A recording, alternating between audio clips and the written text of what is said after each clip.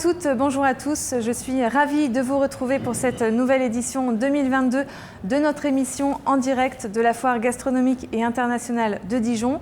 Jusqu'au 13 novembre, notre équipe vous accompagne chaque jour à 11h30 pour vous faire vivre la foire autrement, que ce soit sur le devant de la scène ou dans les coulisses.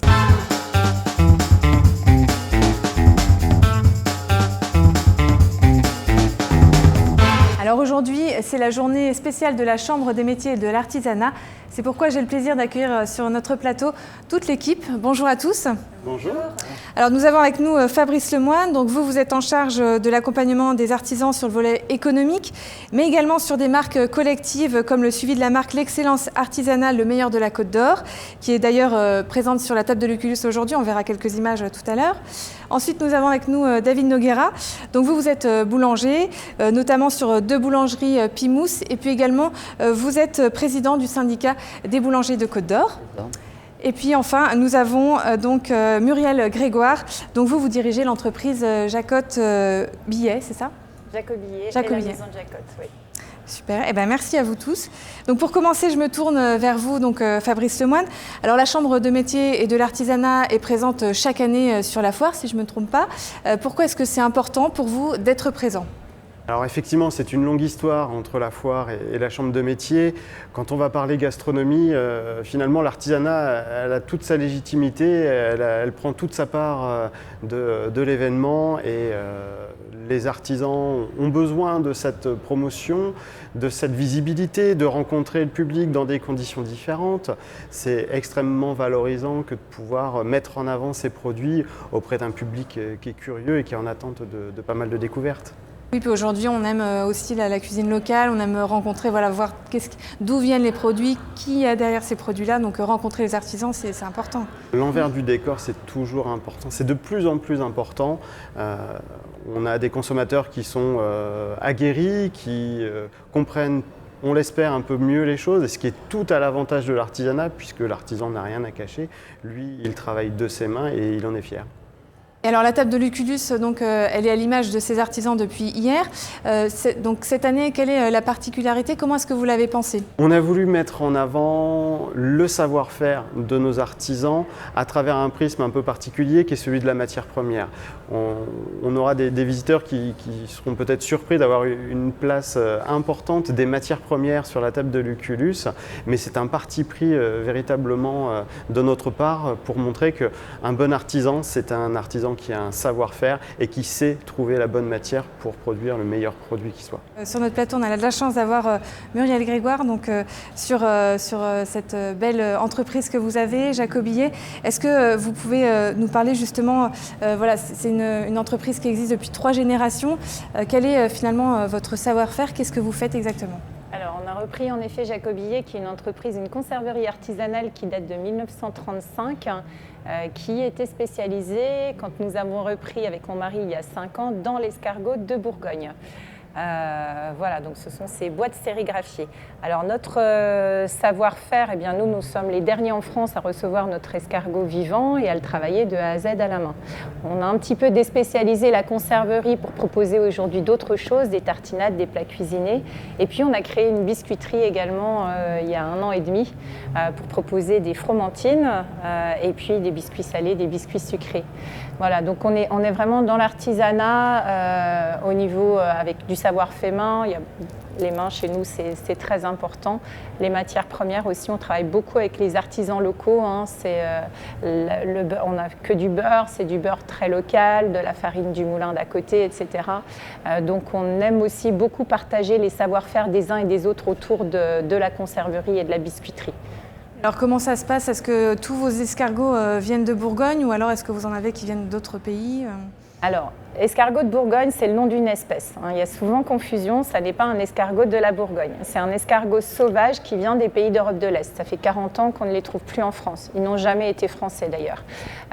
Donc aujourd'hui, on les trouve dans les pays d'origine, que sont les pays d'Europe orientale, parce qu'ils ont besoin de conditions très particulières pour s'épanouir. C'est un escargot 100% sauvage que l'on fait encore venir vivant.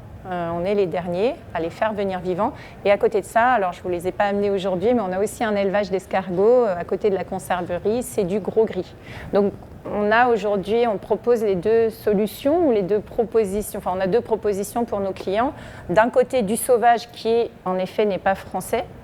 Et d'un autre côté, du français, mais qui n'est pas sauvage. Et l'intérêt, c'est qu'en fait, il n'y en a pas un qui est meilleur que l'autre. On a vraiment deux textures différentes, deux goûts différents.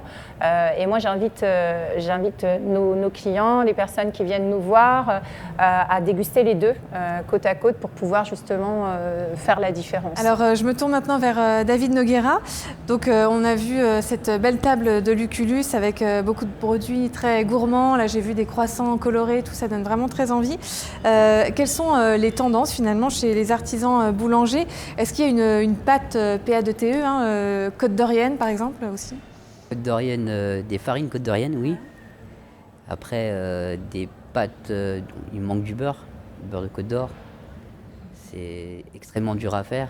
Je pense qu'il y a vraiment une filière à adapter derrière. C'est vrai que chez les gastronomes, dans les restaurants gastronomiques, j'ai vu qu'ils développaient beaucoup les beurres très particuliers avec des goûts. Ils font déguster du beurre avant le repas aussi, ça se développe beaucoup ça. Mais pour la boulangerie, ça demanderait des quantités de beurre exorbitantes, quoi, et ça serait dur à fabriquer, je pense.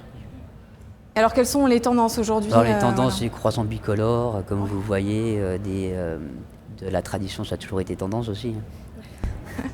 Mais le snacking se développe énorément dans la boulangerie. Est-ce que vous avez par exemple en snacking, est-ce que vous pouvez nous donner des exemples?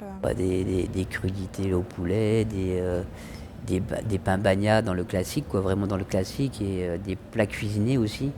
Ça se développe énormément. Qu'est-ce qui fait justement la particularité d'une boulangerie artisanale? On a beaucoup parlé de l'importance des artisans par rapport à des grandes enseignes de boulangerie. Quand vous rentrez dans une boulangerie, vous ne pouvez pas retrouver des croissants comme on l'a vu dans nos concours. Je ne sais pas si vous avez vu hier, on a fait un concours extraordinaire et ça, vous ne trouverez jamais des produits comme ceci. La grande distribution font beaucoup de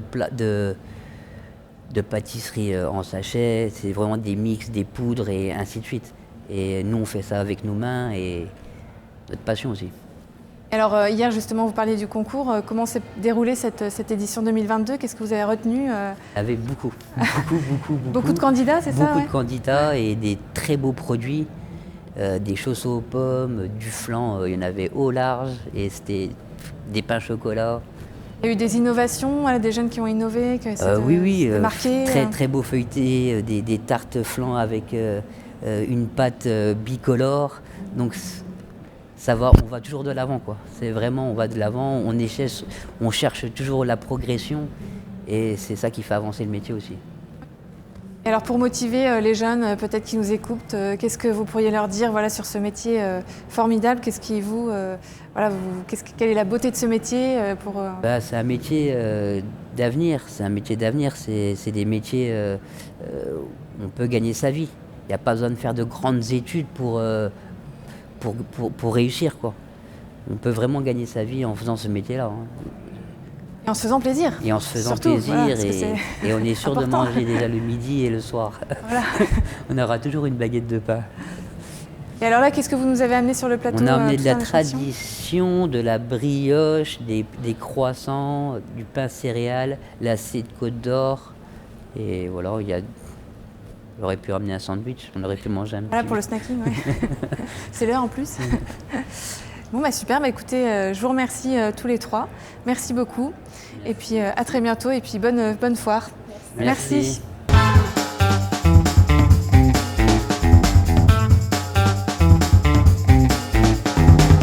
Savez-vous qu'en ce moment même se déroule le fameux concours du jambon persillé? Alors Jean-François Mitanchet, donc vous êtes le grand maître de la confrérie des Chevaliers de Saint-Antoine.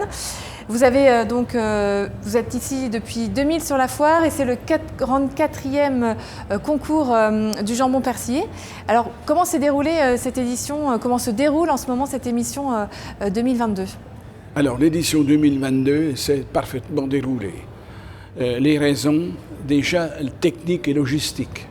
On est accueillis sur cet espace-là maintenant qui va en face les rencontres des chefs. C'est vraiment adapté, c'est parfait. Alors dites-nous tout sur le jambon persillé. Qu'est-ce qu'un bon jambon persillé? Comment est-ce que vous évaluez un jambon persillé? Alors, je vais vous répondre, quel est le meilleur jambon persillé? Eh bien, le meilleur jambon persillé, le vôtre, ne sera pas forcément le même que le mien. Mais en tout cas, le meilleur, c'est celui qui vous amène à traverser Dijon, à aller à Chalon-sur-Saône pour chercher le persillé pour faire plaisir à vos invités. Et c'est celui-là. Mais les goûts, les couleurs. Ah. Et donc, chacun a le sien. Et parce que chaque artisan qui fabrique son jambon persillé, il met son petit grain de sel différent, il a son coup de pâte qui n'est pas le même que celui du voisin. Et ils sont tous semblables, mais un peu différents. Par contre, les charcutiers, pour faire un jambon persillé, ils se servent de quoi? Alors, pour faire le bouillon de cuisson, mettre l'eau, on met des poireaux, des carottes, du thym, du laurier, 2-3 oignons, un clou de girofle, une branche de céleri quand on en a, et puis on fait cuire ça gentiment là-dedans. Puis après, pour faire la finale, pour monter le jambon persillé, on met quoi? Bon, on a de la gelée, qu'on a fait avec des couennes de cochon, et puis voilà. Et puis on met dedans quoi? Du vin blanc. On met du vinaigre de vin, du persil, une petite pointe d'ail. Il y en a qui mettent une petite pincée de 4 épices. On remet un peu de sel, un peu de poivre. Puis c'est tout. Et vous, en tant que personne, voilà, comment est-ce que vous ressentez ce jambon persillé? Alors moi, ce que j'aime bien, c'est que je vous ai dit qu'il a un beau glaçage, qu'il a une belle présentation dedans, des morceaux réguliers de forme, qu'il n'y ait pas des grosses bulles, des grosses parties de gelée, des choses comme ça. Il faut que ce soit bien homogène, il faut qu'il y ait du persil, parce qu'un jambon persillé, il faut bien qu'il y ait du persil. Hein. Bon, voilà. Bon, il faut qu'il soit comme ça. Et puis qu'il ait bon. Et puis en dégustation, moi j'aime bien qu'il ait un bon goût avec un peu de sel, mais pas trop salé, parce qu'il faut la conservation. Puis le sel, c'est un exhausteur de goût. Hein? Et puis qu'il ait un bon goût de persil, une petite pointe d'ail, qui ait le vin blanc, qui ait toute cette... voilà. Et moi, j'aime bien quelque chose qui soit, en général, un persillé ou un autre produit, qui est un peu fade, un peu... C'est pas mon truc. Voilà, bien qu'il y ait du caractère. Ah oui, voilà, du caractère quand même. Voilà. Eh ben, merci beaucoup Jean-François, on sait désormais tout sur le jambon persillé. Merci beaucoup et puis je vous souhaite une très bonne foire.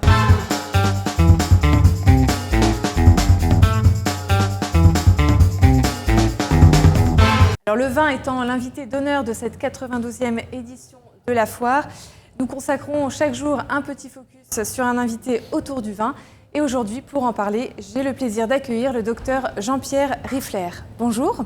Bonjour. Alors, vous êtes médecin urgentiste à Montbard. Vous venez de sortir un livre sur les vertus du vin rouge précisément. C'est plutôt inattendu pour quelqu'un qui travaille dans la santé. Mais finalement, vous êtes quelqu'un qui est plutôt calé sur le sujet, avec un meilleur ami vigneron à Chablis, un diplôme de technicien en œnologie, une thèse de médecine réalisée sur les relations vin et santé. Alors, pourquoi est-ce que vous avez écrit ce livre ? Alors, pourquoi j'ai écrit ce livre ? En fait, j'ai jamais arrêté de travailler sur le vin. En même temps que médecine, j'ai fait un diplôme de technicien en œnologie. J'ai travaillé sur ma thèse de médecine sur les effets bénéfiques des polyphénols du vin rouge, où déjà à l'époque, la conclusion, c'était que le pinot noir était meilleur que les autres cépages, puisqu'il contenait plus de resveratrol. Donc ça, c'était en 1994. Ouais. Ça fait 30 ans qu'on continue de travailler avec l'Université de Bourgogne sur les relations entre l'alimentation, la nutrition, la santé et donc le vin, qui est un nutriment indispensable dans le régime crétois et qui fait partie de la diète normale et bénéfique pour la santé. Donc non, ce n'est pas saugrenu de parler du vin en étant médecin, d'autant que je suis nutritionniste aussi. Donc j'ai eu la chance d'aller à un congrès de l'UNESCO sur les effets bénéfiques du régime crétois à Héraclion en Crète, où je parlais du régime crétois. Donc je sais un peu de quoi on parle. Et effectivement, les polyphénols du vin rouge, ce sont des éléments indispensables pour nous au niveau nutritionnel. C'est ce qui nous amène notre potentiel antioxydant tous les jours dans notre repas. Pourquoi est-ce qu'on en a fait du vin? Effectivement, le vin, c'est la vie, c'est le sang du Christ, c'est l'eau de vie, c'est ce qui va nous permettre de vivre plus longtemps. Et surtout dans l'histoire de la nutrition, en tout cas chez nous, le vin, c'était une conserve de polyphénol pour l'hiver. Qu'est-ce qu'on mangeait l'hiver en Bourgogne quand on n'avait pas de végétaux à disposition? Le bœuf bourguignon, les œufs en meurette, le coq au vin, et puis on faisait chabrot pour ajouter dans la soupe un petit peu de polyphénol qui nous permettait d'avoir tous nos antioxydants bénéfiques pour la santé et pour la longévité. Alors justement, quelles sont ces vertus plus précisément Alors les vertus, elles sont ubiquitaires, puisque ça agit un petit peu sur tout. Ça a un effet antioxydant direct au niveau de l'estomac. L'estomac, en fait, le système digestif, c'est une sorte de centrale énergétique chimique. Et la digestion va s'emballer et créer des radicaux libres qui vont être contrebalancés par les antioxydants. Donc si on n'a pas suffisamment d'antioxydants dans notre assiette journalière, on va avoir tous les effets délétères des radicaux libres, c'est-à-dire au niveau des cancers, au niveau de la longévité, mais aussi au niveau de la maladie d'Alzheimer dont on parle beaucoup, mais toutes les maladies neurodégénératives sont aussi compensées par cet apport d'antioxydants. Et alors, est-ce que vous avez une recommandation? Combien de verres de vin rouge, du coup, il faudrait boire par jour ou par semaine? Alors, on a fait plusieurs études sur Montbard, justement, et qui ont montré que c'était la consommation modérée et régulière qui était bénéfique. Puisqu'en fait, le pouvoir antioxydant du sang va augmenter régulièrement en fonction de la consommation. Et on avait testé plusieurs vins, des vins blancs, des vins rouges. Alors, on en a un seul qui a un effet vraiment immédiat, c'est la Romanée Conti. Donc, je remercie d'ailleurs Aubert de Vilaine pour nous avoir permis d'avoir des échantillons pour faire cette étude. Et cette étude qu'on retrouve dans le livre montre parfaitement qu'on a un effet immédiat antioxydant. Par contre, avec d'autres vins, il n'y aura peut-être pas cet effet immédiat, mais on aura un effet cumulatif sur toute la semaine. Et plus on va boire régulièrement, plus on aura un taux antioxydant élevé et donc bénéfique pour la santé. Alors c'est pas n'importe quel vin non plus. Est-ce qu'un vin rouge de table, ça a quand même le même effet qu'un grand cru? Alors, ça, bien le choisir, non?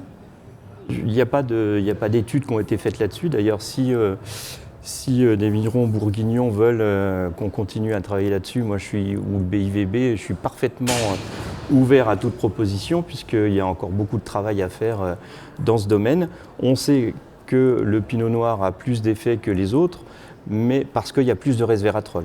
Le resveratrol, vous savez, qui a été découvert par Bessis et Jandet à Dijon d'ailleurs, et qui est ce polyphénol particulier qui a beaucoup d'effets anticancéreux, peut-être un petit peu plus que les autres, mais peut-être surtout parce qu'on l'a plus étudié que les autres. En fait, c'est surtout cette soupe d'antioxydants qui est bénéfique, et ce n'est pas une seule molécule. Et vous me posiez la question effectivement de la dose. La dose, on la connaît depuis très très longtemps. Déjà, Noé, le premier vigneron, dans des textes apocryphes de la vigne, on dit déjà que c'est Lucifer qui, quand il a posé son arche, serait venu aider Noé à planter la vigne, et il aurait demandé d'immoler un mouton, un lion, un singe et un cochon. Au premier verre, on sera doux comme un mouton. Au deuxième verre, on se sentira fort comme un lion et on le montrera à tous. Au troisième verre, on commence à délirer un peu et faire des sottises comme un singe. Par contre, au quatrième verre, on sera comme le cochon dans les immondices et la fange. Donc la dose, on l'avait déjà à cette époque-là. C'était pas plus de 3 verres. Ensuite, Saint Bernard est revenu pour sa règle, pour ses moines, nous dire la quantité qu'il préconisait pour les moines, et c'était 27 centilitres. 27 centilitres, c'est une émine de vin pour chaque moine. Chaque jour, on a déjà la régularité dans sa règle 40 pour les moines. Donc, on est sur toujours 3 verres. Enfin, tous les régimes santé nous montrent qu'il faut une petite dose de vin. Merci beaucoup, docteur. Donc on retient ces 3 verres de vin rouge par jour pour être en bonne santé. Et tous les jours. Et tous les jours. Par jour, j'ai dit, oui. Merci beaucoup. À très bientôt. Merci à vous. Au revoir, docteur. Au revoir. Merci.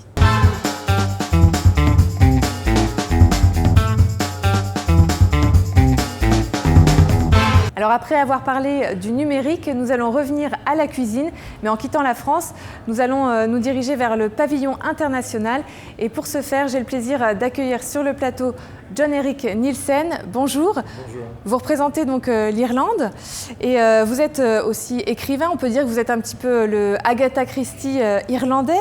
Alors dites-nous un petit peu sur quoi portent vos romans. Alors, ce sont des romans qui justement vont vous emmener découvrir l'Irlande et pas simplement, il y aura également l'Écosse qui sera proposé. Donc on vous emmènera à Dublin, à Dublin, à Belfast, à Édimbourg, dans les Highlands. Donc c'est le plaisir en même temps que vous démêlez les fils d'une intrigue, de découvrir des lieux que je connais bien, que j'apprécie, que voilà, l'idée c'est de vous les faire partager, de vous les faire découvrir en même temps que vous menez l'enquête.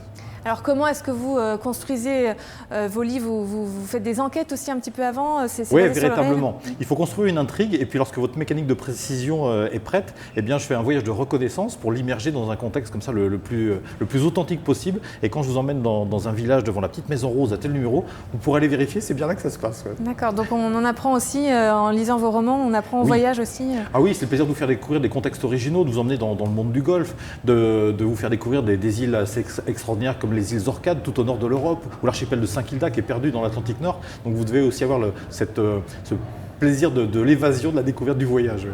Et alors combien de livres vous avez écrits? C'est une série? Comment c'est? Oui, il y en a déjà 19 avec un inspecteur qui avait 23 ans en 2005 dans sa toute première enquête et puis qui a évolué, dont son vécu s'est enrichi, il s'est marié, la quarantaine est là. Donc on peut respecter ce fil rouge chronologique et voir l'évolution de ce personnage. On peut également papillonner puisque chacune des enquêtes est bien indépendante et compartimentée. Donc on pourrait lire un numéro 15 sans avoir lu les précédents si on a envie de se plonger dans un contexte bien particulier. Dans la construction d'un roman, il y a toujours un Sherlock et un Watson. Est-ce que vous avez un duo comme ça aussi? Oui, le roman policier britannique, c'est ça. Il faut pour qu'on ait le ton de la comédie, il faut qu'il y ait un Watson pour envoyer la balle. Donc j'ai un jeune homme, un jeune inspecteur qui est orphelin, qui a été élevé par sa tante. Donc nous avons un jeune homme moderne, un peu déluré, et puis en face, une dame qui est protestante, austère, un peu rigoureuse. Donc ils s'adorent, mais ça va évidemment faire des étincelles. Et voilà son Watson, on a cette opposition de style entre... on est dans ces repères de si jeunesse savait et si vieillesse pouvait, mais bon, c'est ce qui leur permet aussi de progresser au fil des enquêtes. Ouais. Et alors pourquoi est-ce que vous avez choisi l'Irlande, l'Écosse? Qu'est-ce qui vous passionne dans ces pays? C'est des pays coup de cœur, des pays coup de foudre. Hein. L'Irlande, j'ai découvert il y a maintenant une trentaine d'années. L'Écosse, c'était il y a 25 ans. Et puis, je m'y sens comme chez moi. Et donc, je fais 1 à 2 voyages de repérage tous les ans. Et j'appelle ça un peu mes pays médicaments. Je m'y ressource, je m'y sens bien. Et ouais, c'est vraiment une façon de se ressourcer. C'est des pays qui sont authentiques, qui sont naturels. C'est un bonheur d'y évoluer. Ouais. Vous vivez en France du coup? Je suis breton, même si depuis quelques années j'habite à l'étranger. Mais oui, je suis breton, il y a toujours une maison à la Trinité-sur-Mer, là, face à l'océan. Ouais.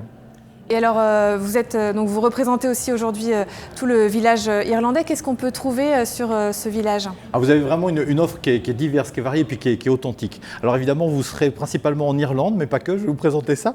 Donc en Irlande, eh bien, je vous emmène à Dublin, découvrir les bijoux McCormack. Ce sont des bijoux qui sont magnifiques, qui sont en argent, voilà, sous la lumière, voilà, ils brillent véritablement. On y trouve des pendentifs, des anneaux, des boucles d'oreilles, avec toute cette symbolique celtique, des trèfles, des harpes, les trisquels, évidemment. Puis ils sont adorables et il y a 60 ans d'expérience, c'est déjà la 3e génération, donc il y a un savoir-faire qui vous vient directement de Dublin.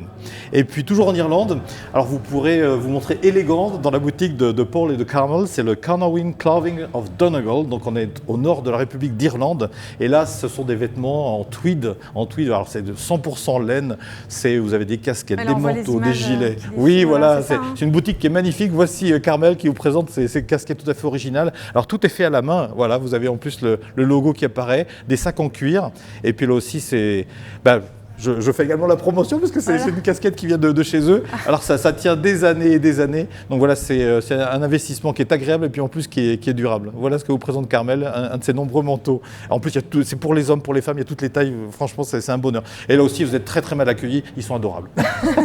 Et toujours de point de vue vestimentaire, vous pourrez également vous équiper de maillots de rugby qui viennent également d'Irlande. Donc c'est très joli de maillots de rugby, principalement verts irlandais, mais pas que. Il y en a quelques-uns qui sont bleus avec des très jolies couleurs. couleurs. Vous avez des casquettes aux couleurs de l'Irlande. Et là aussi, tout ça est authentique avec d'excellents produits. J'en ai plusieurs à la maison, ça fait des années. C'est juste parfait. Alors, toujours dans cet esprit d'Irlande, de ce que vous pouvez découvrir, vous avez également le stand des terroirs celtes. Et là, ces breuvages qu'on appelle du whisky, ce sont les Irlandais qui ont inventé le whisky il y a déjà de longs siècles. Alors, c'est des whiskies qui sont vraiment là aussi particuliers, qui viennent d'Irlande, que vous ne trouverez pas, ou en tout cas très rarement, même dans les boutiques spécialisées. Donc, vous avez ce bonheur de découvrir voilà, des arômes, des goûts, des odeurs voilà, qu'on ne voit nulle part. Dans mes préférés, il y en a un qui s'appelle le Writer's Tears, c'est les larmes de l'écrivain. Donc évidemment, en plus il est très bon. Ah oui. Donc oui. Donc c'est un vrai bonheur. On fera également découvrir le Irish Coffee, il y a des bières, il y a du thé, enfin voilà, des CD de musique irlandaise. C'est le bonheur voilà, d'être indirectement un petit peu en Irlande déjà avec ces produits-là. Et puis la cerise sur le gâteau. C'est la Guinness, c'est le pub irlandais.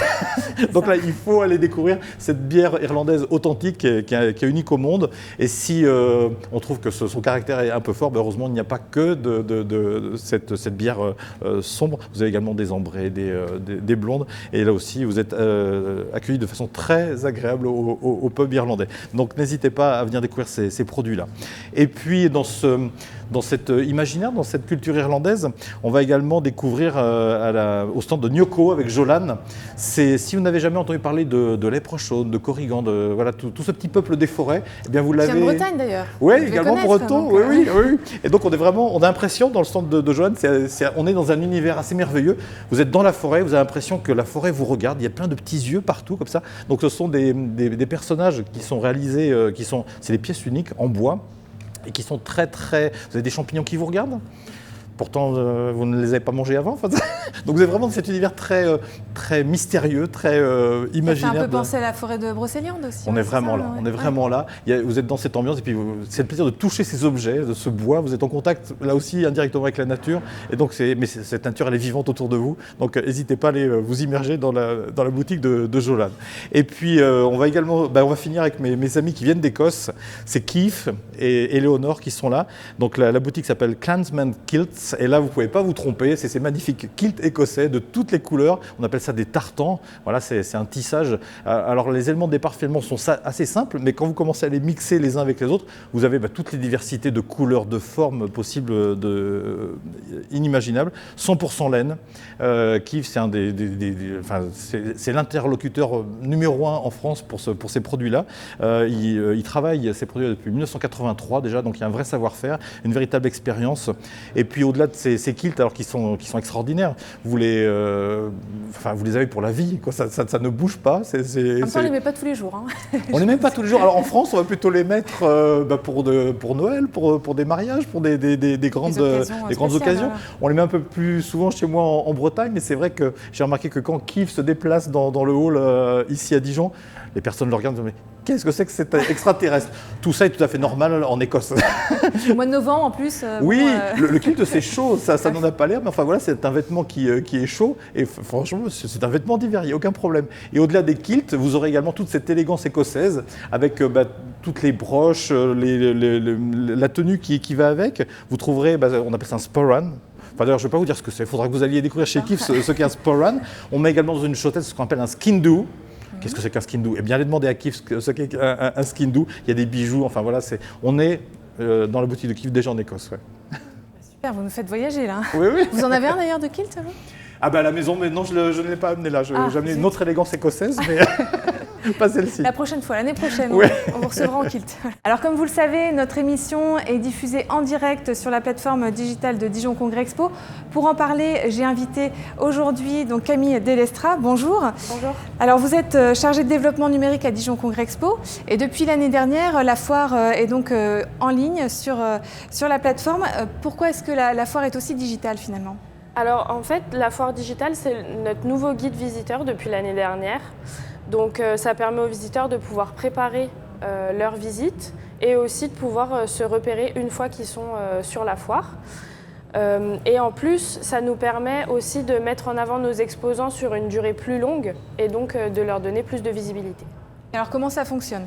Donc la foire digitale, en fait, vous pouvez y accéder depuis chez vous sur le site internet de la foire, donc foirededijon.com. Et il faut cliquer donc, sur le bouton Foire Digitale et vous arrivez directement sur la plateforme, vous pouvez naviguer. Ou alors, si vous êtes directement sur la foire, il y a plusieurs stickers qui ont été positionnés donc, dans la foire que vous pouvez scanner et vous arriverez directement sur la plateforme. Et alors, quels sont finalement les avantages d'un salon hybride, puisque là, on est à la fois en présentiel, à la fois sur le net? Alors, les avantages d'un salon hybride, c'est d'accroître la visibilité du salon, d'accroître la visibilité des exposants et aussi de supprimer la limite géographique. Parce que peu importe où la personne se situe, elle peut participer à l'événement. L'avantage plutôt pour nos visiteurs, c'est aussi que ça leur donne accès au salon et aux offres des exposants et aux différentes animations 24 heures sur 24 et de manière gratuite. Il y a des visiteurs qui vont à la fois venir sur le lieu pour goûter, justement, parce que c'est quand même une foire gastronomique, et également aller sur la plateforme pour trouver des avantages, c'est ça? C'est ça. Revoir notre émission, par exemple, Absolument. en direct le lendemain. Voilà, plein de choses. C'est complémentaire, en fait. Oui, c'est complémentaire. Et alors, finalement, voilà, on peut voir ces deux formats comme les deux faces d'une même pièce? On peut dire Oui, ça absolument, parce qu'en fait, le but de la visite virtuelle, c'est que avec la découverte des exposants et du programme, ça incite les visiteurs à se déplacer et à venir sur la foire pour pouvoir la voir en vrai. Merci à tous de nous avoir suivis. On se retrouve demain, même heure, 11h30, et on ira à la rencontre de la Ferme Côte d'Or. Très bonne journée à tous.